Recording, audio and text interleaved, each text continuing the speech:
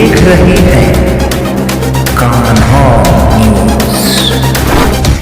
SBI ने supreme court का मजाक बना लिया था दोस्तों। मज़ेदार बात क्या है, आप सभी लोगों को मानना पड़ेगा। एसबीआई सोच रहा था कि हम लुका छिपी का खेल खेल रहे हैं। एसबीआई ये भी सोच रहा था जिस तरह से हम जब छोटे छोटे होते हैं और जब हम स्कूल में पढ़ने जाते हैं और गुरु के सामने ये कहते हैं, सर हमारा पेन खो गया है, सर हमारा कॉपी खो गया है, सर हमारा किताब खो गया है। जब सर कहते हैं कि क्या आपने काम पूरा किया, सर कापी गुम हो गई है, क्या आपने इतना भी थोड़ा भी नहीं किया, सर हमारा पेन ही गायब हो गया है। सर कहते हैं कि क्या आपने माता और पिता से आपने पेन खरीदवाया नहीं, सर मम्मी पापा तो आगरा का ताजमहल देखने चले गए हैं। फिर सर ये कहते हैं कि आखिर मम्मी पापा जब चले गए हैं तो कम से कम अपना ये तो बता दो कि तुम्हारे अंकल जी भी होंगे। सर अंकल जी तो ऑलरेडी नौकरी पे ही हैं। तब अंत में जब सारा मामला देख लेते हैं सर को पहचान में आ जाता है कि ये तो उस ज़माने का लीडर लग रहा है। पता होगा आप सभी लोगों को, ये तो उस ज़माने का लीडर लग रहा है। तब सर कहते हैं कि जब मम्मी और पापा आगरा का ताजमहल देखने चले गए हैं, तुम्हारे चाचा जी ऑलरेडी पहले से ही ड्यूटी पे ही हैं, तो घर में अगर कोई परिवार नहीं था तो तुम काहे लिए पढ़ने के लिए चले आए। तो ठीक और ठीक एसबीआई सुप्रीम कोर्ट का मजाक उड़ा रहा था। सुप्रीम कोर्ट ने जब हफ्ते भर का समय दे दिया गया सुप्रीम कोर्ट के द्वारा, तो एसबीआई को उसी वक्त समझ लेना चाहिए था। एसबीआई सुप्रीम कोर्ट को हल्के में ले लिया। अब एसबीआई को ये लगा कि हम सुप्रीम कोर्ट को अनदेखा कर देंगे, अनसुना कर देंगे, लेकिन ये तो नहीं चलने वाला है जी, क्योंकि ये देश है जो लोकतंत्र है, लोकतांत्रिक देश है और इस देश में 140 करोड़ लोग निवास करते हैं। कम से कम एसबीआई को ये भी सोच लेना चाहिए था। और 140 करोड़ का समर्थन अपने देश के जो सुप्रीम कोर्ट है और सुप्रीम कोर्ट के CJI chief justice of India DY Chandrachud ji के साथ हैं। कम से कम एसबीआई को ये भी समझ लेना चाहिए था, आखिर एसबीआई किसके बहकावे में आकर के ये अपना गलत कदम उठा लिया। 11 तारीख यानी आज ही के दिन एसबीआई को इतना डांटा जाता है, फटकारा जाता है, फिर एसबीआई कहते हैं कि कुछ दिन का हमें समय दे दो।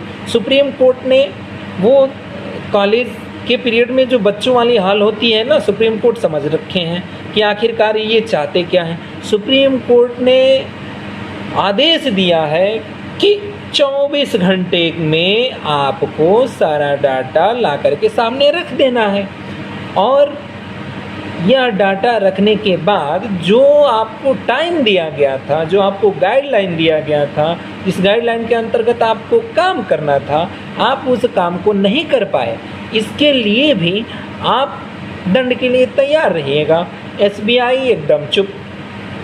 जैसे बच्चों को जब गुरु खिलाते हैं तो गुरु के जब गोद में बच्चा खेलता है तो सोचता है कि हम अपने माँ बाप के ही गोद में खेल रहे हैं। जाहिर सी बात है, गुरु गोविंद दो खड़े काके लागू पाए, बलिहारी गुरु आपने गुरु गोविंद दियो बताए।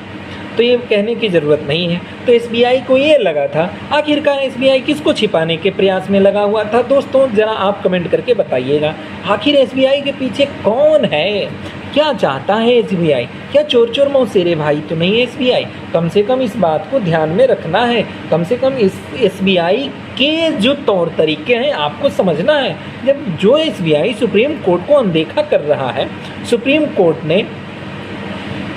कोर्ट के द्वारा ये बताया गया है कि अब आपके ऊपर अवमानना का केस होगा, तब एसबीआई आंख खोलती है और आंख खोलने के बाद कहती है, हुजूर आप थोड़ा बहुत और समय दे दो।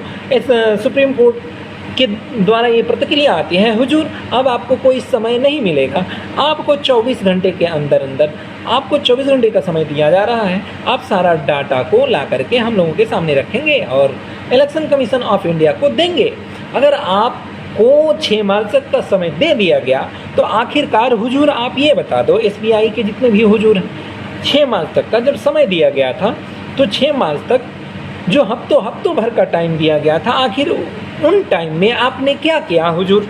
आखिरकार कौन सा ऐसा कार्य आपके ऊपर, कितनी बड़ी जिम्मेदारी थी कि आपने सुप्रीम कोर्ट के बातों का उल्लंघन किया, सुप्रीम कोर्ट के प्रतिक्रियाओं का उल्लंघन किया। हुजूर ज़रा ये बता दीजिए, हफ्तों भर का समय का जो डाटा है, कितना डाटा कलेक्ट किए थे हुजूर, आप ये बता देते, लेकिन आपको तो बताना था नहीं। आखिरकार आप किसी को बचाना चाहते हैं और सुप्रीम कोर्ट ये कह रही है कि सुप्रीम कोर्ट जो है वो 140 करोड़ जनसंख्या का जो सोच है, हक है, अधिकार है, जनता को लगना चाहिए कि आज भी न्याय के मंदिर में जो बैठने वाला व्यक्ति होता है वो सर्वोपरि होता है और भगवान के रूप में 140 करोड़ जनता को देखना चाहिए। लेकिन हुजूर आप तो किसी के बहकावे में आ गए।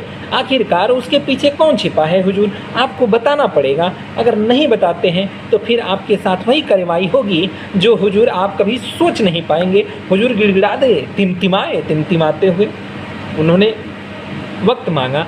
वक्त मांगने के बाद आखिर आगे क्या होता है, अब तो 24 घंटे का हम इंतज़ार करेंगे। उससे पहले लेते हैं विराम। विराम के बाद आप देख रहे हैं कान्हा न्यूज़ और मैं हूँ कान्हा। जय हिंद, जय भारत।